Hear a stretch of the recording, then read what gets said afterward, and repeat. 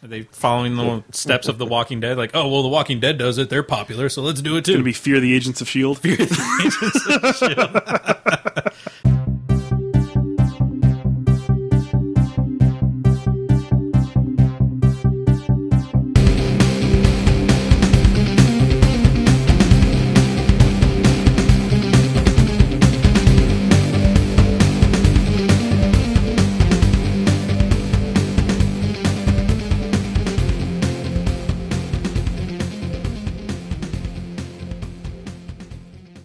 Hello, welcome to Comical Podcast, episode 71. I'm your host, Justin Corbett, and with me today, Miguel is not here. No. Instead, I have Mini Miguel, Mr. Bryan Guacamole himself. Oh, yeah. Just, I'm Bry-Fy, you know? I have my own podcast, a brand that I've built. I know who you are. Just, Mini Miguel. Mini Miguel. And we also have a very special guest, Mr. Zander Cannon. How are you doing today, man?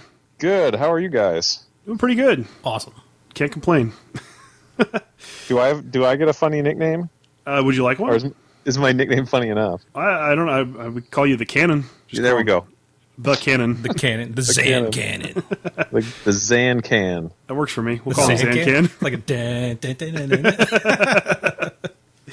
Cool. Let's talk some comics. What were your top two books of the week this week, Brian? Dang, already on the spot. Actually, number 2 for me was Ant-Man issue number 4. Just dug the hell out of it. Nick Spencer really killing it on this, and I love the way he just makes all these characters like really likable, and it's just perfect. And plus, I miss Superior Foes, and so this is the best thing that I have right now. Plus, I mean, he just takes these C-D list like villains, and just you fall in love with them. Like you really dig them, especially like this one scene. Machine Smith is in here, and he's working a kid's party. Like that's what he's been reduced to, is working the kid's birthday party. And they're like, say Hail Hydra, Hail Hydra. And he's like, I don't even work for Hydra. So I thought it was pretty funny and really rounded out really well. It is really good. I've been enjoying the Ant-Man series ever since it came out. Again, I think Nick Spencer is just awesome. Nobody writes D and C list characters like he does. So you're right on the money there. So what was your number 1 then? Number 1 this week was Descender number 2. I think I said that right without sounding like an idiot. I actually haven't read that one. Tell us what it's about. It's kind of a futuristic story about robots that attack this universe, or galaxy if you want to call it. It's a bunch of different planets. And so people get really kind of like anti-robot. And so after they disappear, they start just killing every robot that's out there. Turns out one robot, Tim 21, turns on after all this has happened, like 10 years later. And he decides to like figure out what's going on, because everyone where he's at is dead. And when he uploads into the system, everyone knows that he's active now, and people are trying to go get him. And so in this issue, he's trying to get away from scrappers, is what they're called, and they're trying to kill him, basically sell his parts for whatever. And he's running away. He's gotten flashbacks of like how he was made, his creator, his family that he was assigned to, and then just how well he blended in with his family. And so it's kind of a touching story because they're all dead now, and which yeah, laugh. You know, everyone he knows and loves is dead, Justin. He's a robot, so he's got a pet dog, so he has to have feelings. Okay. Well, I haven't read the book, like I said. I have heard how great it is from so many different people, so I need to go out there and read it, apparently. Definitely. But I didn't pick it up when it first came out. And if you don't like it for the writing, read it for, what's his name? Dustin Nguyen. Great artist. Love what he does in there. Cool. Have you read either one of those, Zander? I haven't read those, actually. I've been seeing a lot of stuff about Descender just because a lot of the stuff that's coming out at the same time as my book. But yeah, I'm behind the times. That's okay. If I won you over, then I've done my part. Most creators that I talk to are behind the times, but only because they work so hard on their own books, they don't have time to enjoy what other people are doing. Well, and it's funny too, because I mean, people will be like, "Well, what comics do you read?" And it's like, "Man, I make comics. Like, I can't afford comics." So yeah, that's usually my excuse. Cool. But I end up just getting like just graphic novels and read them all at once instead of really. I don't ever really make it down to the comic store all that often. Should I do my 2? You can if you want, or you can do it after me. It's up to you. Either way. All right. Well, I actually picked these both up at Emerald City. I was just at the Emerald City Comic Con, and there's this one called Penultimate Quest by Lars Brown. And it's self-published, and it's this cool sort of like really lo-fi, like black and white fantasy story, but there's this weird sort of, I hate to use this to describe it, but sort of like a Lost-esque quality where it's just like they're trying to figure out the nature of this fantasy world that they've been put in, this sort of team of adventurers. Anyway, it's fascinating because the story reads in a really sort of straightforward way, but then there's all this weird sort of mystery that's under the surface, and it's got a really cool sort of sketchy, simple art style. That's that's, like I said, really really lo-fi. You can tell that he's not like reducing it a lot, like he's not drawing it really big and then reducing it down. It looks like it's drawn pretty close to the size that it's published. It's great. It's really cool. And then the other one I got, one of the other ones I got, is the Wrenchies by Farrell Dalrymple. I love that book. I bought a page of original artwork, not from the Wrenchies, but I mean in that style from him at that show, and it's just like, oh my god, this guy's incredible. I know. I mean, just everything he does, and and again, like it's kind of lo-fi. You can tell it's all sort of done with ink and colored pencil and gouache and and watercolors and all sorts of stuff, and scanning and cleaning that up and the computer must be a nightmare, but it looks gorgeous. It really does. Yeah, that was one of my top graphic novels of last year. I loved it. Yeah. Yeah, it's really cool. Actually, Joe Keating is the one that told me I had to read it. Oh yeah. And then actually I have a bonus one, and that's Magical Game Time by Zach Gorman. Have you seen that? I have not, but we had Zach Gorman on the show last week, and he told us a little bit about it. Oh yeah. I need to check it out. I mean, it's all just like 1 or 2 page strips, but I mean, it's really cool, really sort of sentimental, like about kind of growing up with video games, and it's really kind of cool. It's kind of what a child sort of thinks about is sort of happening in video games. Like these sort of sad moments, or Zelda is like contemplating life, or no, not Zelda. Link is contemplating life in The Legend of Zelda or whatever. Yeah, they're great. They're really great. That's awesome. Yeah, we talked to Zach. We love talking to him. I definitely got to check that out. His Rick and Morty issue was just awesome last week. Yeah. But this week, I guess I need to talk about my top 2. My number 2 book was Evil Empire 12 from Max Bemis and Victor Santos. As the last issue of this series, this is a series that if you listen to the show, I've been talking about since issue 1. I fell in love with it immediately because it's just such a crazy, crazy story. It's all about the President of the United States, his daughter's being abused by his wife, and he finds out about it. And instead of trying to separate them or whatever, he just kills his wife. He kills the First Lady, which everybody in the country kind of freaks out. But then when he gets the opportunity to speak to the country about it, he kind of says, I'm tired of this PC world we live in. I'm tired that everybody is not doing what they want to do because they're so afraid. And he's like, people aren't getting punished for things that they should get punished for. It's like, I want people to take justice in their own hands. So he ends up dying, and this other guy becomes the president and takes over with this evil empire idea that the first president kind of established. And the whole country just falls into this, not post-apocalyptic world, but it's kind of like that. Everybody's doing whatever the hell they want, and it's just crazy. Oh, wow. It's like the continuous purge. Kind of. I mean, people are getting killed. People are getting taken advantage of left and right. I mean, it's a crazy, crazy world that this guy's created. But there's a resistance. There's people that want things to go back to how they should be or how they used to be. So in issue 12, the resistance manages to break into the White House, and there's a final showdown between the main 2 leaders of the resistance and the president and his wife, who happens to be his sister. So it's a really messed up book. So who publishes this? It comes out from Boom Studios. Oh, okay. So the resistance manages to take out the leaders of the evil empire. And then it flashes forward 25 years later, and you get to see kind of how the country has evolved since that time. And a character that you thought was dead from a long time ago is actually still alive, and he's very important to the core of the story. And it kind of leaves things open-ended where there might actually be a sequel series. So I was really impressed with this whole run. I can't say enough good things about it. I'm probably not even doing it justice trying to explain it right here. But when the trade comes out, please go out there and read it, guys, because it is just one of the most unique stories I've read in a long time. As far as my number 1, Savior number 1 from Todd McFarlane and Brian Hologwin and Clayton Crane. This is a really interesting story. It follows this reporter who's like a field reporter, and she's visiting her family in Ablesville, Kansas. And they're driving down the road, and this airplane just falls out of the sky and crashes. And, another Lost-esque kind of story, I guess. So there's all these people that are severely injured, and she gets out of the car and starts trying to help. Well, there's two stories going on. There's this story that happened 5 months ago in the past, and then there's a story happening in the present where everybody's standing outside of this courthouse, all these reporters, and they're waiting for somebody to show up. Well, it turns out the person they're waiting for to show up is this man who helped all these people at this plane crash by performing miracles. The synopsis for the series is that this guy is apparently the second coming of Christ. He's Jesus. And it's all about how people are going to react to that, whether they're going to, deny him, whether they're going to try to kill him, whether they're going to, accept him or whatever. And, everybody's questioning them. And it's just so interesting and such a weird concept that I can't wait to see where the book goes. I mean, so much craziness happens just between him getting out of the car and making it to the courthouse steps that I'm hooked.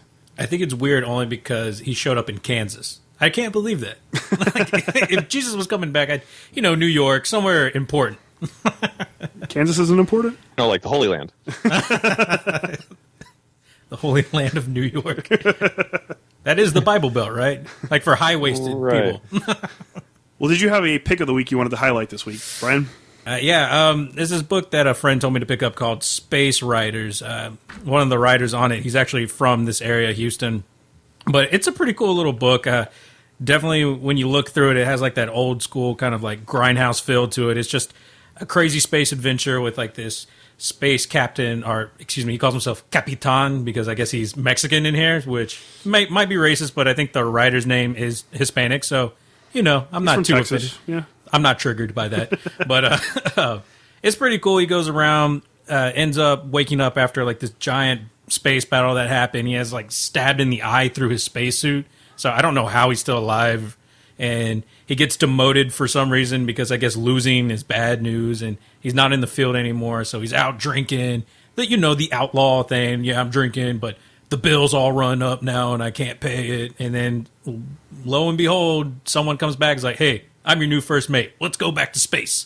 And so now he's back in space trying to get reinstated as a Capitan. But before that happens, some like space bikers show up trying to take his ride, which is the coolest thing in this book because it looks like a human skull, and he calls it Muerte or something. Basically the death. And that's kind of cool. And I thought it was pretty cool, especially because it's a writer from Houston, and I like to try to promote local people. And who's publishing that one? Black Mask. Small press. Never. Love small press books. Small press. Well, my pick of the week is actually this new book that came out called Kaijumax. You may have heard of it. Oh, I think I have. I think I read it. It's written by this guy named ZANCAN, who... Sounds really lame. I don't know. No. It sounds pretty lame, all right. Anyways, we have Zander here on the show today, and the first issue of Kaijumax was just awesome. I loved it. Oh, thanks, man. I'm not going to try to do it justice and explain it to our listenership, though, so why don't you take it away and tell them what it's all about? Well, it's funny because I haven't really had like a super high concept book out before, and so I had a lot of educational books on my table, and people would come up and say, "Oh, what's this about?" I'm like, "Well, it's a book about genetics." They're like, "Oh, all right," but now like the people are like, "Well, what's this about?" I'm like, "Well, it's about a monster prison," and they're like, "Oh." And then I'm like, yeah, but it's not like a science fiction story. It's more like Oz. So there's like drugs and gangs and stabbings. And they're like, oh. So people, it's been really kind of fun to have like a really high concept book that people can do. So basically, yeah, it's HBO's Oz or Orange is the New Black with kaiju monsters. Then they form into gangs and they smuggle in drugs. There's a corrupt guards. It's all the stuff that you would expect from a prison drama, but 400 feet tall, and monster style. The drugs that they do are uranium and smog and dioxin and stuff like that. So yeah, it is the funnest book I've ever worked on. And you do the writing and the art for it, right? Yeah, I did the writing and the art. It's all my sort of creator-owned series. Normally when I do creator-owned stuff, it's more like just my take on a genre. Like my last book, Heck, it's just kind of a pulp story that just has my flavor or my style on it. But it was kind of fun to do this series as a really sort of high concept mashup because it suggests a lot of stuff already because, you think, monsters and prison stuff. You're like, oh, well, okay, what would the cavity search be like? And all of a sudden, like, the weird ideas start popping up. And so those are always really kind of fun to run with. My style of storytelling, I think, tends to be a little bit mundane and downbeat. And so when I start with something so crazy and outlandish, I think it always kind of, it forces me to perk up a little bit, which is good. No, I think it was great.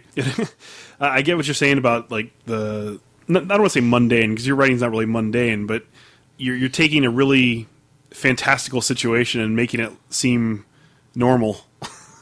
Right. Yeah. Right. And because I don't want it to be like super wacky. It's wacky enough,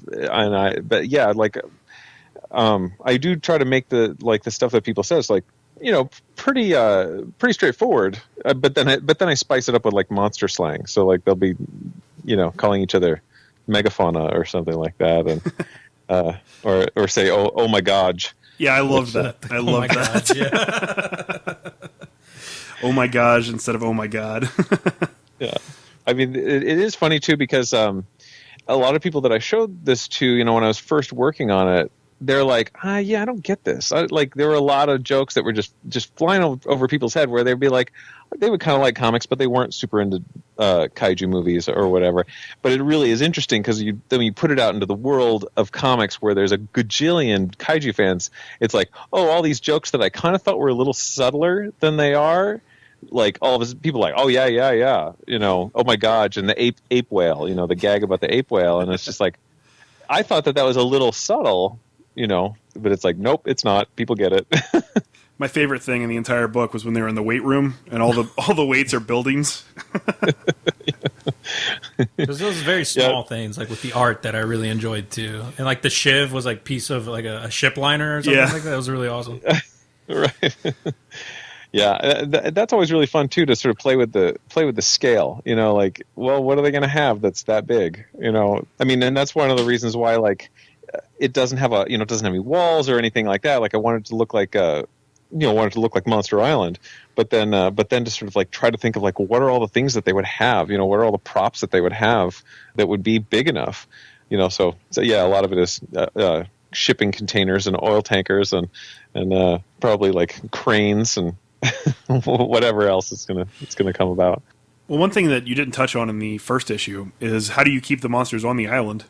Because it seems like they have plenty of places to just escape from. Yeah. I wanted to have like the idea of Monster Island sort of do some of the heavy lifting, where it's like, well, they just kind of stay there. But throughout the issue, there's a whole bunch of like these little sort of like pylons that are on the top of mountains and stuff like that. That's like an orb with like some discs under it and stuff like that. And that's meant to just sort of suggest that there are countermeasures or force fields and stuff like that. And in time, I'll go about sort of like the mechanics of it. But I also didn't want it to be. One of the things that's tough about this series is that you don't want to. You run the risk of it sort of veering into science fiction territory. And I really don't want it to be a science fiction book so much as I want it to be a satire. And so when you really, I feel like if I were to start talking about sort of how all of these things work, then it would start to become a little bit more like, I don't know, it wouldn't be so much about like the prison gangs, and right. and the gags and the humor and stuff like that. And I always want that to be first and foremost. But yeah, there's talk of escaping, so we'll definitely be talking about whether or not it can happen in a later issue. Cool. Well, how did you come up with your main character, Electrogore? Well, let's see. I wanted to have him be like recognizably sort of kaiju monster type. So I wanted him to be. I kind of modeled him after the Toho Godzilla, sort of up to about 2004, where he was a little bit more sort of. He leaned forward a little bit more, so he was a little bit more sort of dinosaur-like. And I wanted to have him have this ridge of stuff on his back, but I really wanted to make him completely distinct from Godzilla. So he's like a crustacean or an insect or something like that, and B, like the stuff on his back is these pods of uranium, as it happens, and then and then he has sort of this insectoid face. And I kind of took some inspiration from the character of Christopher Johnson in what was it, District 9? Oh yeah, okay. Just that insectoid face, but it's segmented enough that it has some expression in it. I mean, I just wanted to have a classic monster in terms of its size, shape, and bearing, but very different in terms of like color and sort of the particulars of it, so that you didn't kind of go like, well, it's just a Godzilla stand-in. That's cool. I like it. I like the design for the character a lot. Thanks. I did have a kind of a weird thing though, because the whole issue up until the point where he attacks the warden, he's very calm and very mild-mannered and very concerned about his kids. I mean, he keeps talking about his kids and stuff. But then at some point it just turns and he goes all crazy and attacks the warden when everybody else is obviously afraid of what the warden can do.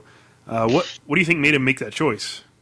Oh, well, I kind of felt like that like despite him being sort of this family man and being sort of a fairly reasonable person, that he has like that he has a lot of pride, and that I mean, obviously, I hope it comes across, but just that he has, he has a lot of pride, and he has a bit of a certain temper, once he gets pushed past a certain point, but in a way that it was sort of a tactical move too, where he had to show everybody who had been pushing him around and threatening him that it's like, I'll take on the toughest guy here, and so none of you better, mess with me. And I mean, that's sort of like a sort of a classic prison thing too, where you go up to like the biggest meanest, guy toughest. The first day you get there.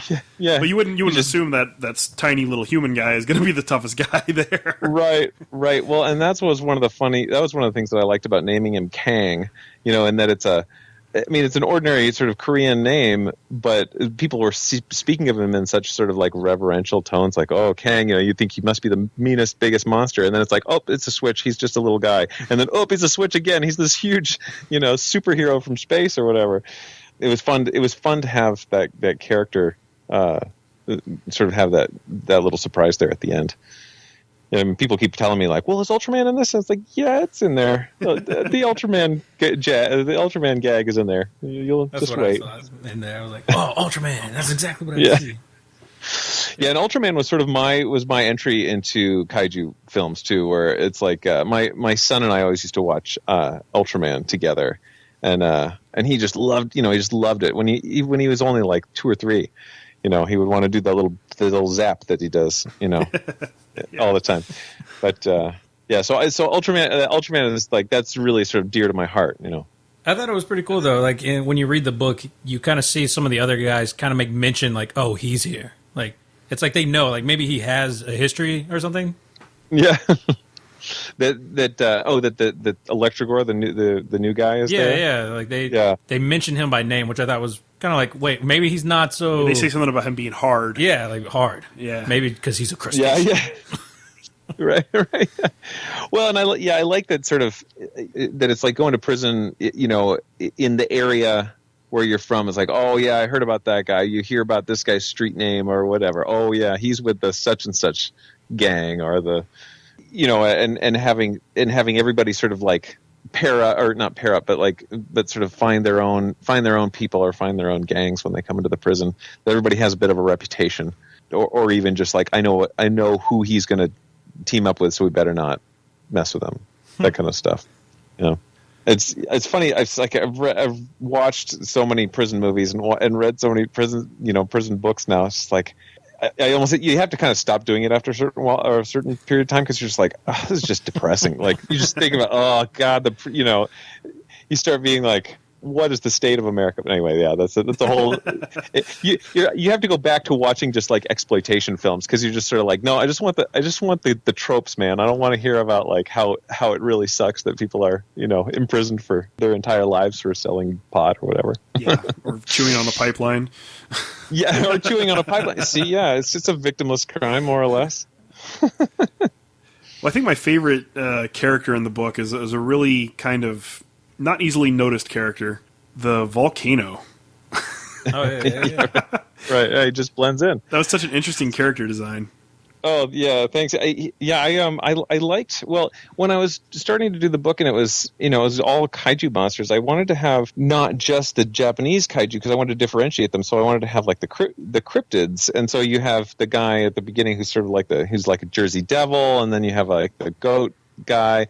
But I wanted to have something that was sort of more like, almost like wherever the Blair Witch Project took place, where it's just sort of like a place that drives people insane, that's what I kind of wanted the mountain guy to be. It's just that he's just a place that would sort of like get in your head something evil is about this place, and so they would have a different effect, and so he could be almost that silent sort of mob boss, and people just kind of know what he wants them to do.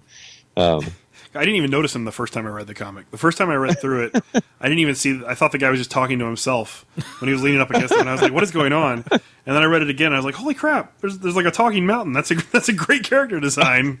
I just want to know how he moves. Like, does he have little tiny legs under like the mountain? Like, does he pick himself up or whatever? He's the mountain that rides. Yeah. That would actually be kind of awesome.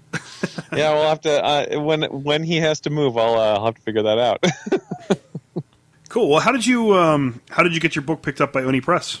Well, I've known those guys for a long time, for one thing, and when my book Heck came out, that sort of it was nominated for some awards and it won some awards, and so like that kind of raised my profile a little bit, and so I had originally been pitching it with do you guys know Ryan Brown, who does God Hates Astronauts? Yes.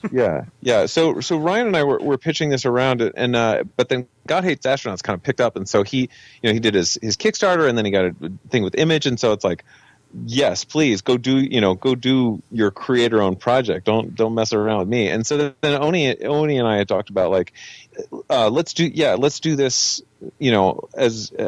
And I had sort of my schedule cleared up, and so I could do more than just write it. And I mean, it really was pretty easy, relatively speaking. I had just been sort of like, all our conversations were very sort of like casual about it. And it was really just a matter of of planning it out in sort of a practical kind of way, where it's just like, well, can I afford to do this on this tight of a schedule, and survive, and not starve to death. And Oni's been great. They've been really easy to work with. They're really great to work with editorially. They're really great to work with from a promotion standpoint. I mean, this is certainly the first book I've done where people are like actually excited about it before it ever comes out, and that's all due to their marketing people and all the sort of social media that they do and all that stuff. So I mean, yeah, it's been great working with them. That's awesome. I mean, I think it's really kind of interesting too to go kind of to veer from, I've done a lot of mainstream stuff and then some like super small press stuff, and it's kind of nice to be like right there in the middle. It's almost like that's right where I belong. What you're saying, Bry-Fy? Wait, do what? Go medium. Oh yeah, go medium. That's what Miguel's trying to get me to say. Miguel always says go big. Oh, since Bry-Fy is Miguel Mini today, he's supposed to say go medium. Yeah. Well, maybe go small. I don't know. How big do you think I am now? No. You're smaller than Miguel. Well, that's the goal. Just to be just a little bit smaller than him. Fair enough. Well, let's move on to the next segment, which is one called Tell Me a Funny Story.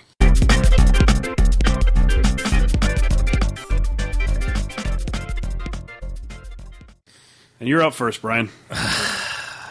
I'm just dreading it because the first time I was on this podcast, I told a really awkward story, which I've learned, I've listened to, and I've tried to move from that. So I think today I got a pretty good story. It's about a car accident and an ex-girlfriend.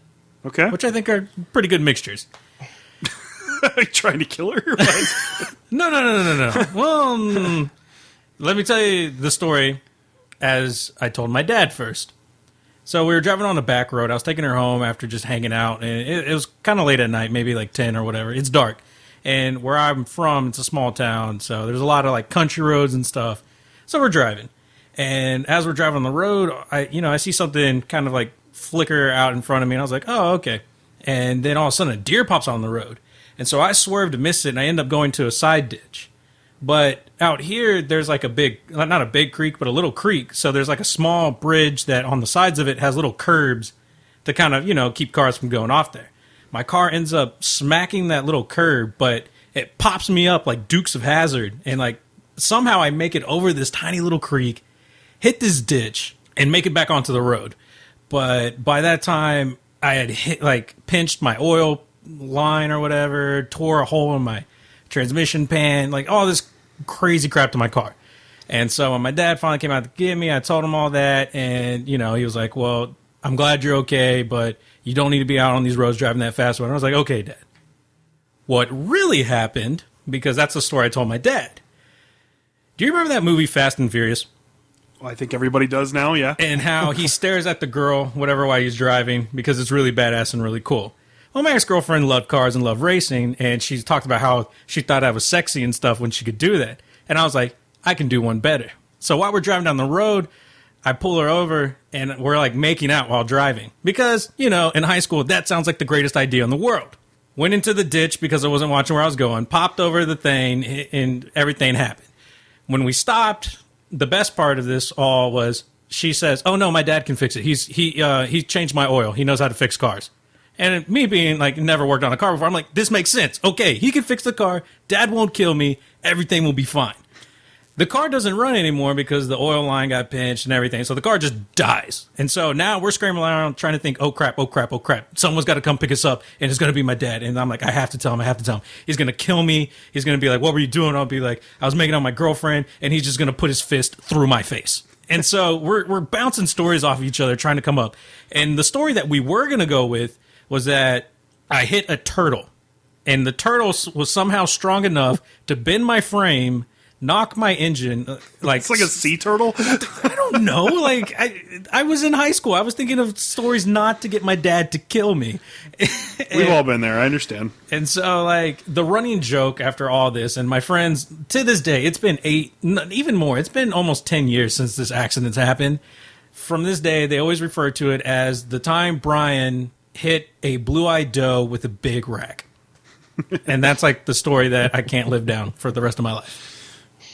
All right, that's pretty funny. I tried this time. Fair enough. What about you, ZANCAN? You got one for us? Man, I don't know. See, I don't have a lot of funny stories, but one time when I was a kid, my sister and I went to a daycare, and my sister was terrified of dogs. And so, like, anytime there was a dog on the street, she would cry, and she would make a scene, and she would hide behind my parents and all this sort of stuff. But we went to this daycare, 5 days a week, and they had this little dog there. It was a poodle, and his name was Happy. And she loved Happy. She thought Happy was great. And so but of course the fear of dogs was going on all the time. And so one time, I think my mom was fed up, and this dog had barked at, and my sister was like, freaking out, and she said, "Look, Becca, why, you're afraid of dogs, but you're not afraid of Happy. What's the deal?" And she goes, "Well, Happy not a dog. Happy a sheep." That's funny. And I just love the idea that she thought that some lady, she's just got a sheep who lives in her house. Well, of course she does. It's a little baby sheep. Sheep are cute. So that's my story. Well, just the fact that you're talking about your sister being afraid of things, and we were talking about giant monsters earlier, that reminds me of a story. When I was younger, my family took a trip to Universal Studios in Florida, and I have two sisters. My middle sister and I were both gung-ho about doing all the disaster rides and the stuff that would be scary to like a really little kid. And my youngest sister was really little. She was like 3 at the time. So, we went on these disaster rides. It's like the ground collapses beneath you and this giant flood comes. There's all these crazy explosions. And she didn't have a problem with any of that. It was all fine until we went to do the King Kong ride. And we got about 3/4 into the King Kong ride, and then he started swinging. You're on this little like suspended monorail. And he started swinging towards it, and he comes real close, like his hand and his face come real close to the little trolley you're on, and she just started screaming bloody murder. She was terrified, and she screamed continuously from the moment that happened until we walked off of the thing. And we were trying to leave the area of the park where the King Kong ride was, and there's a giant display of King Kong at the entrance, so when she saw that, she started screaming again. Well, this park manager comes over, and he's just like, "Oh my God, what's wrong with her? Is she okay?" And my dad's like, "She's terrified. She's not good for King Kong." And the guy felt so bad, he gave our family free passes to cut to the front of whatever line we wanted. So we actually went and we cut in front of all these angry people because it was middle of July. It was like 105 outside. We cut to the front. We used them multiple times. We were only supposed to get one use out of them, but like we cut and we went to the Back to the Future ride. We went on the Hanna-Barbera ride. We went back to the Back to the Future ride, and then we went into Star Tours. And my sister kept talking about how great the King Kong ride was because we got free tickets. That's the case. I'm going to just tell everyone, I'm scared. Hopefully get tickets to everything. I don't know if that works today, but it worked back then. Wow, that's awesome. Speaking of the things that like scare kids and the things that don't scare kids, it just made me think of when my son was like 2. We would watch Empire Strikes Back. We watched like the scene of the battle with Luke and Darth Vader. Didn't bother him at all. And then we would watch a DVD about Elmo. And Elmo gets his blanket stolen by Mandy Patinkin, and he was inconsolable. It's so scary. He had to turn it off. Mandy Patinkin was so scary because it's like fighting with the Darth Vader, that's completely abstract, but like getting your blanket stolen, that's real drama to a 2-year-old. Fear. Yeah, forget that Dark Lord of the Sith. Mandy Patinkin's like terrifying. I know, seriously. There reminds like stories like that. My little brother, he's just like 8, maybe a little bit younger than that. The one thing that freaks him out, he'll play Call of Duty, he'll watch Saving Private Ryan, loves all that stuff. He read in school like about bones and stuff. He's freaked out his elbow's going to pop out of his skin. Like his bones are just going to somehow like his skin's not going to stretch and his bones are just going to come out. Like that freaks him out. And so sometimes you'll see him kind of look like he's just walking like Frankenstein. He's like, I don't want to bend my joints. My sister had some kind of weird phobia about her knees with that. Right. I used to mess with her all the time. She'd be asleep, and I'd walk over and do that cracking the egg thing, where you like tap them and like, and you feel it like she would scream at me. She used to get so mad, but like she'd be riding in the car with me, and I'd just touch her knee. She'd freak out. It was fun. It was fun to mess with her back then. My phobia is like fingernails, man. Like I'm scared like my fingernail get caught on something and I'll just feel it start ripping up like that. That freaks me out so much, man. I've had that happen before. I've ripped a fingernail off. It hurts. It hurts really bad, but I'm not afraid of it. That's why I can't read books like Nail Biter. It freaks me out. It's my nightmare. Yeah, stay out of Warren's way. Well, there is some comics, movies, and TV news this week. Just a little bit. What do you want to talk about first? Let's do TV. TV. Apparently, Supernatural creator Eric Kripke is developing a live-action TV series called Amped. At the same time, he's writing the 6-issue miniseries for DC and Vertigo. It's about a guy that takes an energy drink and somehow gains powers from it. That's what I was thinking. I was like, "There's no way they could do this." But it's the first comic TV series that is going out in conjunction with the book. It's coming out at the exact same time. It's not like art imitating art, because normally you get the book first and then the TV show, or you get the TV show and then the book, like Heroes. Yeah, and like The Walking Dead right now, Right, but this is the first one where they're coming out at the same time, so I thought that was kind of notable. Are they going to be like different stories, or is it going to be like the same thing? I'm not sure. I think they're going to happen in the same world, but they'll probably have to be slightly different, right? And then they're going to be a resurgent of Amp energy drinks, and everyone's going to be like, yeah! They come with little coupons you can tear off in the back. Maybe you can get superpowers too. Tear this off and mail it in, and we'll send you a case of Amp. Yeah. So at the WonderCon panel, it was revealed that Mad Hatter and Clayface are both going to be showing up on Gotham this season. Sweet. So that's kind of cool. Clayface. I'm interested to see how they do Clayface. I mean, they can't do the giant malleable monster, I don't think. Maybe it'll just be a guy who wears clay on his face. I mean, initially he was just a guy that could kind of change his appearance. So maybe he's going to be like a shapeshifter or something. That'd be pretty cool. I could see that. But I doubt that we're going to get the giant monster that everybody's familiar with nowadays. Hey, anything can happen. That's true. That's true. But not anything should happen. Do you watch Agents of S.H.I.E.L.D.? I do. Do you watch Agents of S.H.I.E.L.D., Zander? No, I watched the pilot. I haven't watched it since. Okay. It gets a lot better. Okay. You got to shrug through the first couple of episodes. Yeah. Season. All right. So, did you watch the most recent episode, Brian? Actually, no. I'm going to watch it tonight. Okay. Well, Spoiler alert. I'm not going to spoil it since you haven't seen it yet, but You can spoil it. I have a theory, and I saw a lot of other people online had the same kind of theory. It does sort of feel like Marvel is taking the show the same direction as what they've done in the comics recently, where some kind of Terrigen bomb or something is going to go off and give all these people powers. Yeah, okay. I noticed that, yeah. and it was really sort of reinforced in this past episode. And I was just wondering if you guys had seen it or if you thought maybe the same thing. Dude, that'd be really awesome, though. Because then, there's the potential to bring in so many more characters from them. I just want a Miss Marvel. I want a Kamala Khan. That's what I want. Well, we got to get the original Miss Marvel first. Whatever. Are you not a fan of Carol Danvers? I mean, she's cool. I don't read her. I read Kamala because she's my favorite person in the world right now. I mean, she's just cool. She's hip. She does everything that I do, except she's like in high school. Well, not everything, but most things that I do. She's in high school. I'm, almost 30, so yay me. Perfectly relatable to you. Yep, perfectly. She was written exactly for me. I like Kamala, too. I think she's a great character, but I wouldn't go that far. I would. I'm just crazy. Okay, and the last thing for TV is that just now, like literally within an hour ago, they announced that there is an Agents of S.H.I.E.L.D. spinoff coming. Huh. So I have no idea what it's going to be. There's no info about it except that they're working on it. That's interesting. I don't really know. Are they following the steps of The Walking Dead? Like, oh, well, The Walking Dead does it. They're popular, so let's do it, too. It's going to be Fear the Agents of S.H.I.E.L.D. Fear the Agents of S.H.I.E.L.D. Maybe it'll be Love the Agents of S.H.I.E.L.D. Seriously, isn't that the worst title for a spinoff? Man, that can't, like... You could have just called it like The Walking Dead LA or The Walking Dead 2, and I would have been okay. Could have been like with one of the NCISs or CSIs there or something. Go. Just give it different locations. But Fear the Walking Dead. I already am Fear of the Walking Dead. Like, oh my goodness, it seems redundant. That's all I'm saying. They could have hired me for marketing. I could have done a way better job. So what do you want next? Comics or movies? Let's do movies. Okay, there's a lot of movie stuff.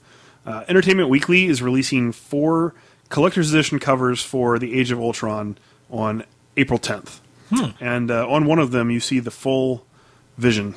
Oh, sweet. Because they haven't released that image yet. Oh, spoiler alert, there is a leaked image online. I saw it today. It's from the Entertainment Weekly. Is it? Yeah. Oh, it's so good, though. He looks pretty awesome. Badass. Are you a fan of Marvel, Zander?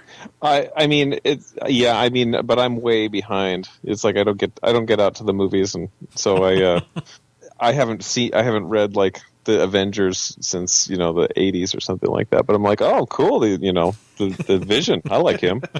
If it makes you feel better, I don't even read the Avengers now, so I just watch the movies. Well, it's kind of crazy what's going on in Avengers now. It's hard to follow. Yeah. Well, that's kind of my problem with a lot of mainstream comics is that you're forced to know so much, and it's just like, wow, I don't have time to keep track of all that stuff, so I just don't ever get into it, which I think is too bad because I know that a lot of them are really good. When we started this show, we kind of made it a pact that we were going to keep up with everything going on in the comic world, and Miguel, who's my normal co-host, was supposed to be following everything in DC, and I was supposed to follow everything in Marvel. Well, neither one of us really like what's going on in DC for the last 2 years, so he doesn't read anything DC. I only read like a couple of books, and both of us read everything that comes out from Marvel, it seems like. So It's really hard for us to read DC stuff. I don't know why. Well, just use Wikipedia. That's how I get all my stuff. We read the news site, so we're apprised of what's going on, but we don't know all the in-depth stuff. Yeah. Right. Next, Kevin Feige and Joss Whedon said that there's not going to be a post-credit scene in Age of Ultron, but there is a mid-credit scene, and that they're going to reveal a new female character. Miss Marvel?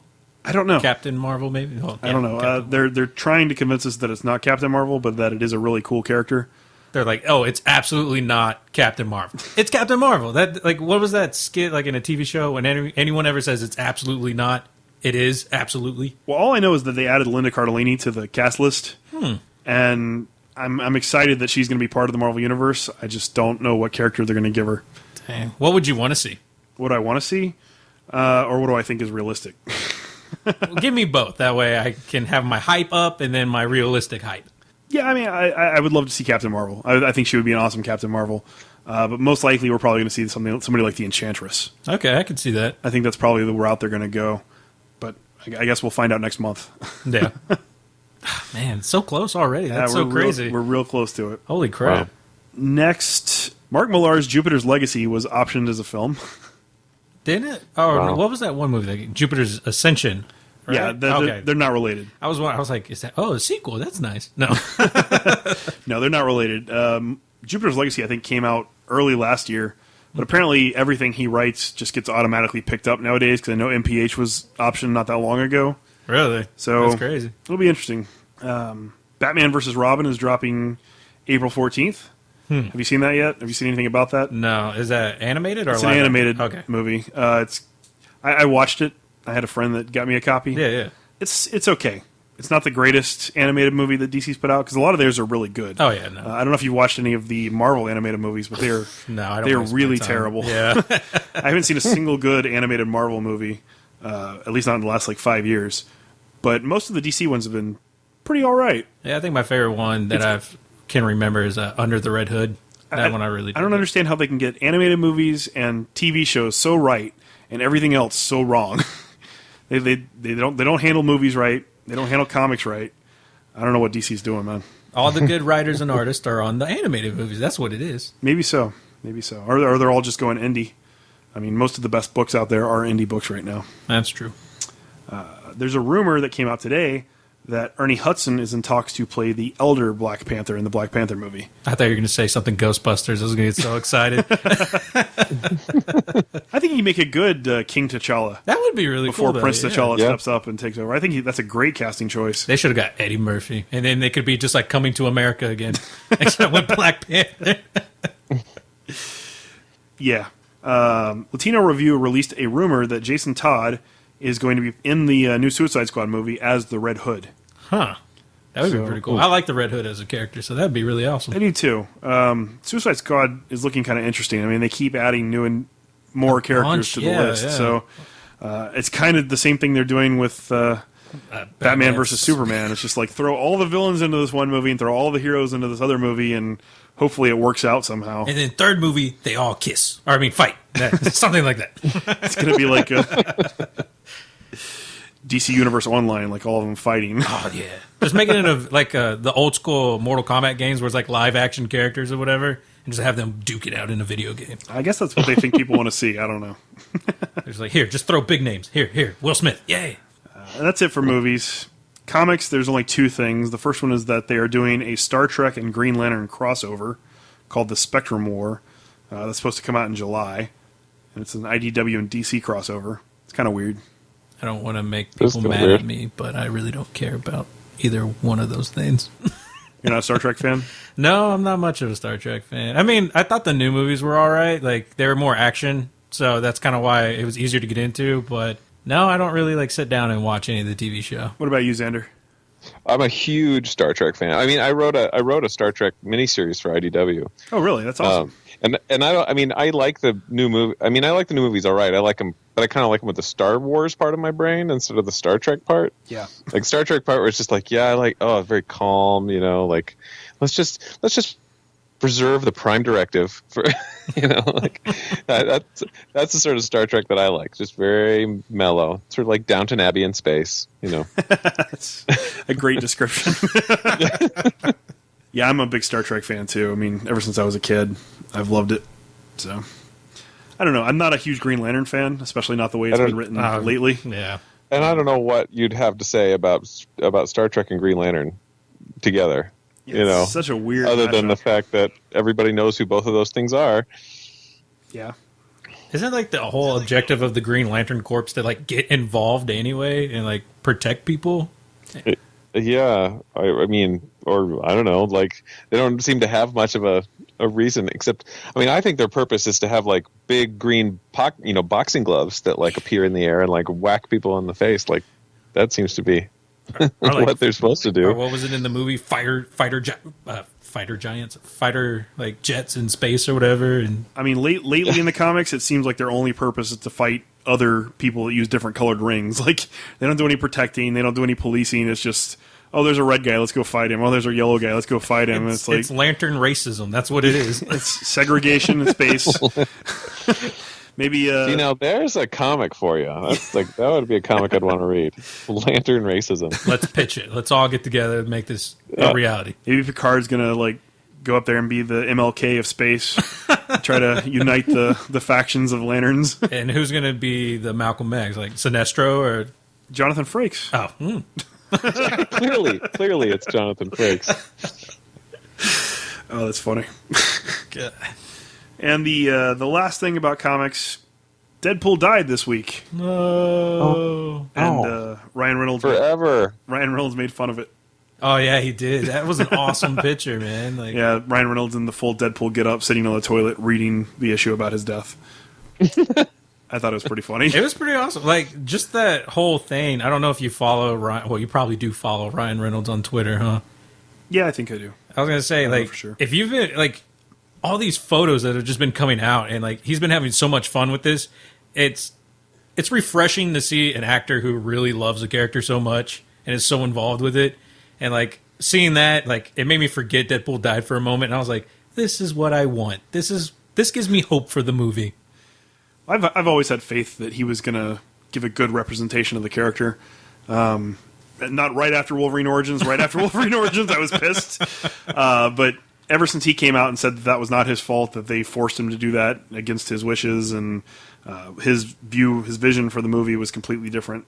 I've kind of had high hopes for it, and everything I've seen so far, I've actually liked. So I'm feeling pretty good about it. They even added the little like diddly thing on the back of his mask. It may be the best Fox movie about superheroes. So. I don't know. You better slow down putting Fox there. I don't have faith in Fox.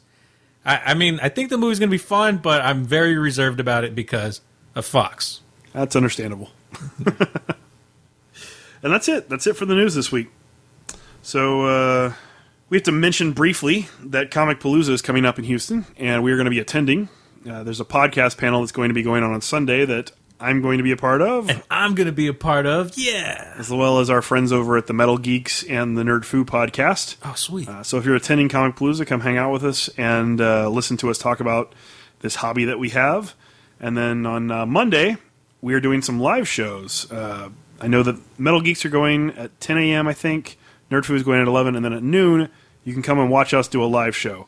And we're going to be doing a very good giveaway. I can't tell you exactly what yet, but if you're in Houston, make sure you're there in that room at that time because you're going to want to be a part of it. And after the con, I'll be outside in the alleyway doing my own podcast. Live. No, I'm just Are kidding. you Chip Zdarsky? What's going on? Shh. No, he does it across the street Okay. where people can see him. I'm going to be like under the highway where with the homeless people. It'll be nice. Nice. And Comic Palooza is Memorial Day weekend. It's May 22nd through the 25th. Yeah. So make sure you come out there. It's going to be a blast. They got a lot of good guests this year. So much, like, just creator stuff. Just, it's amazing. It is amazing. Also, I want to remind everybody, there's a few places you can find the show. You can find us on nerdbong.com, wickedradionetwork.com, beyondthedawstudios.com, yourcityradio.com, where we have a show airing every Saturday night at 9 Eastern Time. You can also find us on iTunes and Stitcher, and now on SoundCloud. If you want to listen to Brian's show, you can find him at... You can find me at bry-fypodcast.podbean.com. You can also find me on iTunes and Stitcher as well. I'm sure just Google me. You'll find me. If you see a YouPorn site, Sounds so that's dirty when you not say me. that. Just Google me. Just Google me hard. And, of course, I'm on Twitter at Bry-Fy Podcast, Instagram at Bry-Fy Podcast, and under your bed. With a turtle. If you want to follow Zander, you can find him at Places. Where can people find you, Zander? I didn't handle that very well. I'm on Twitter at Zander_Cannon, and you can friend me on Facebook. I also have Kaijumax.com is the website for everything Kaijumax. In fact, I do a podcast with every issue where I do a commentary for the entire issue of Kaijumax, and I talk about the process of making the book. That's awesome. There's one that I went didn't up know today. that. Yeah, so it's if you want to listen to me talk for, in this case, an hour and 48 minutes, then that's the place to go. I will listen to that on the way to work tomorrow. Subscribe. And that's on SoundCloud. I mean, it's hosted on SoundCloud. So Cool. And guys, please go out there, follow this show on Facebook and Twitter. It's facebook.com/Comical Podcast. You can find me on Twitter as @Comical Podcast. Also on Instagram. And that's pretty much it, guys. So do you want to close out the show, Zander? keep on laughing, bitches. Perfect.